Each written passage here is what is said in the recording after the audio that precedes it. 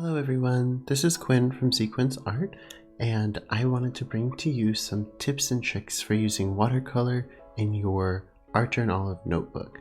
So Archer and Olive recently came out with their watercolors, and so since then I've been seeing more and more people using them and wanting to use them in their notebooks themselves. So I'm specifically going to be talking about how to use these watercolors in your typical 160 GSM Archer and Olive notebook. I have here just an A5 size, and I'll be going through some tips and tricks for using watercolors in the best ways to avoid bleeding, to avoid your paper buckling. And so I'll be doing that with a beginning of a weekly spread in my regular journal, and I will also be doing a more artistic piece of a painting of a plant, and I'll be telling you different techniques I use to avoid different problems that come up when using watercolor with non-watercolor paper. So here are a few tricks that I use when watercoloring in my Archer and Olive notebooks. So one of the first things that I do once I've sketched out my painting, or I know exactly what I want to do with my piece, is I will put down washi tape to create nice clean borders. So for my weekly spread, I have been doing just some watercolor little labels for my titles, and so I'll be doing that here. And one of the best ways to create clean lines is to use washi tape. You can use other tapes like masking tape, but you want to have something with not a lot of adhesive because you don't want to lift up any paper whenever you take off the tape itself. And so I just followed the dot grid lines to put down my pieces of tape.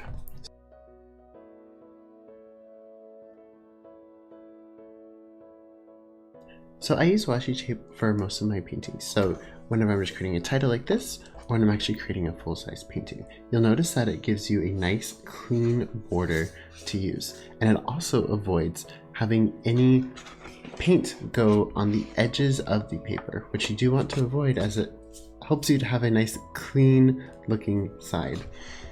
So I always put down my washi tape first once my sketch is drawn before I do the next step.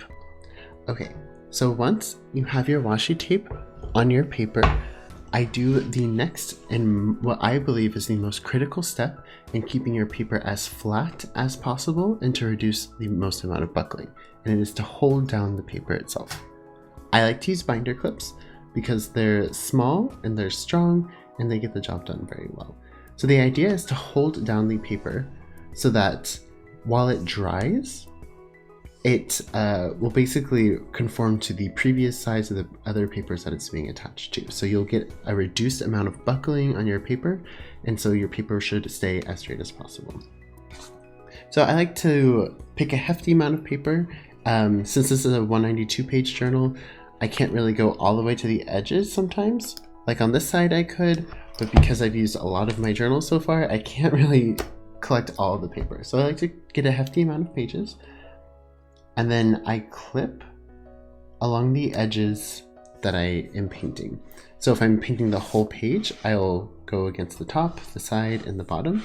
But because I'm not going over the entire page for this one, I'm only gonna do one binder clip here, and then a few up here.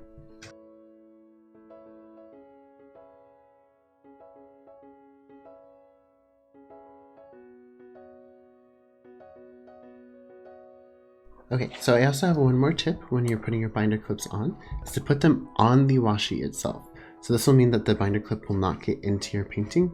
Doesn't really matter for this painting, but when you're doing a full-size journal painting, it's very helpful to have the binder clip not go on the painting so it doesn't mess with those clean lines that you created with the washi. Okay, so this is the next tip, and it's about water control. So this is not watercolor paper. This is simple 160 GSM paper. It is not necessary. It can hold watercolor, but there are definitely limits to it. And I'll show you real quick what I mean. So this is a painting I did in my journal, and I went a little too heavy with the water.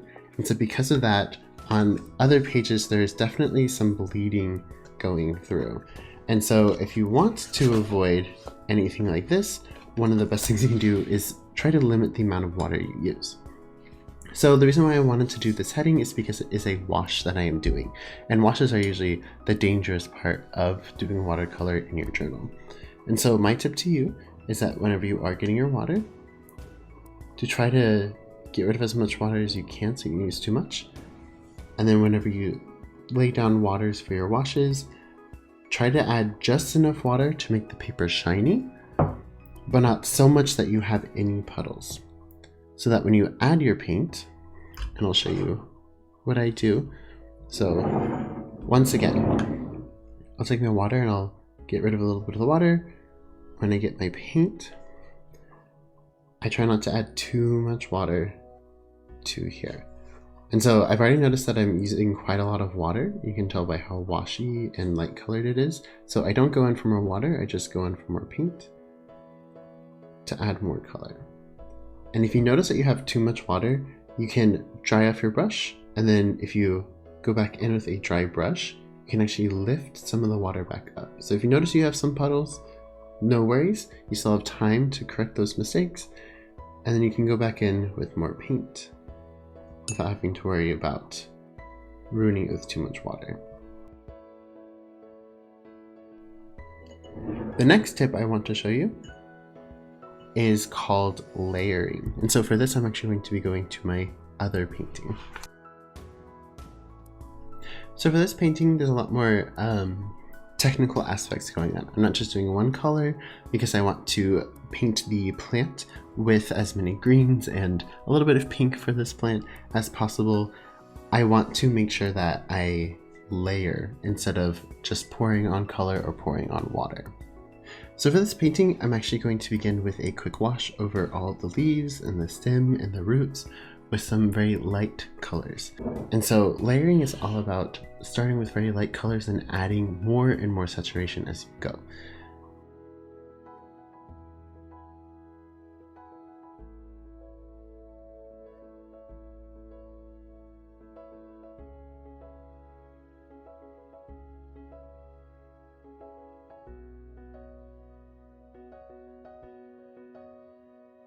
Okay, so now the next part of layering is letting this dry. So as you can tell, it's just a very light layer of color, and I want this just to make sure there's always a background of green wherever I add color.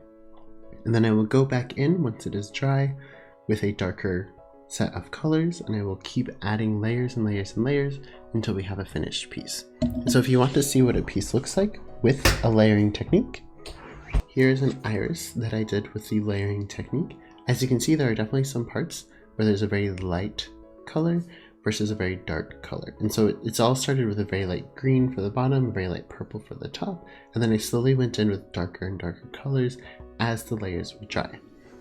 And so this brings me to my next tip, which is drying. An important part of using watercolor in your journal is letting it dry properly, but there are some ways to make the drying process go faster. And one of them is something that you probably already have in your house. And that tool is, of course, the hairdryer. I know that there's heating tools out there that a lot of watercolorists use, but I just use my hairdryer. You don't need to have a fancy one. I would suggest starting on the low setting, and that you also want to avoid having any puddles on your watercolor paper, because the hairdryer can be very strong and can push those puddles of water around. But once there's no puddles, if you want to make it dry to the touch, all you have to do is blow dry it, and it works like magic.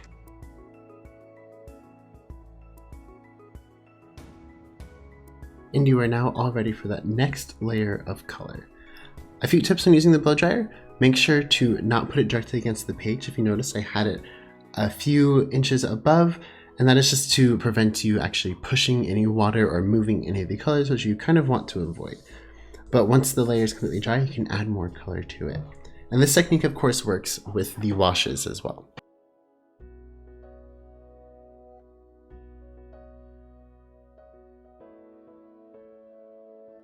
So this is now dry to the touch. However, for best results, I suggest let it dry for at least another hour after that with the binder clips, and that will prevent as much buckling as possible. There still might be a little bit of buckling as the paper is not used to having that much water, but hopefully by letting it dry with the binder clips down, you can keep the paper as flat as possible. And then once your painting is completely dry, all you have to do is remove the washi tape. And there you are. You have a nice piece of watercolor with a nice clean border around it. If you have any questions or enjoyed this blog or have used any of these techniques, please let me know. Or if you have any other techniques that you think I should try, please let me know. I'm always willing to learn more about how to do watercolor better in my journal. But thank you so much. Feel free to check out my blog in the description and DM me on Instagram at @zquinsart if you have any questions for me or if you just want to share some of your amazing creations. And thank you so much. Happy painting!